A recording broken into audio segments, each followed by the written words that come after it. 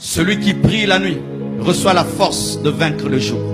Celui qui prie la nuit reçoit la force de vaincre la tentation du jour.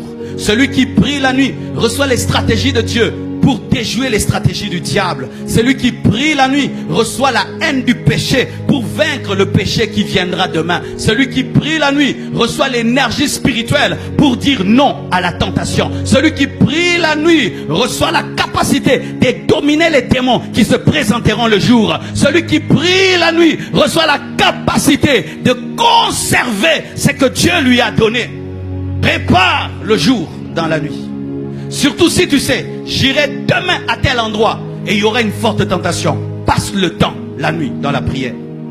Des fois, nous pouvons savoir que la tentation viendra. Tu sais, j'irai à tel endroit, telle personne a l'habitude de me tenter. J'irai à tel endroit, il y aura un grand combat spirituel. Passe le temps devant Dieu, la nuit, et le jour tu domineras. Jésus-Christ a passé la nuit devant Dieu. Et lorsque la croix est venue, il a accepté. Mais les apôtres se sont endormis. Ils ont fui. Frères et sœurs, cette année va t'amener des tentations. Que tu le veuilles ou pas, un homme va te tenter, coucher avec toi. Une femme va te tenter, que tu couches avec elle.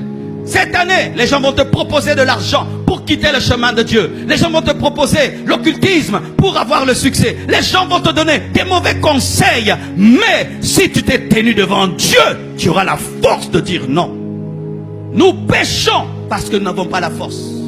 Nous péchons parce que nous n'avons pas téléchargé l'énergie spirituelle pour dire non. C'est comme un téléphone, s'il n'est pas chargé, même s'il a des bonnes applications, les bonnes applications ne vont pas agir. Et si tu n'as pas rechargé ton esprit, même si tu as la bonne volonté, tu vas tomber. Les gens qui tombent, ils ne veulent pas, mais ils tombent. C'est parce que sa volonté n'a pas la force. Cette année, je connais des enfants de Dieu qui ont commis des abominations. Cette année, je connais des bons frères en Christ qui ont commis des choses, qui ont blessé notre cœur. Je suis sûr qu'ils avaient perdu la vie de prière avant de commencer à pécher. Chaque fois qu'un enfant de Dieu commence à vivre dans le péché, il perd la vie de prière. Mais je te donne ce secret. Tu sais que demain tu auras une tentation. Passe la nuit dans la prière.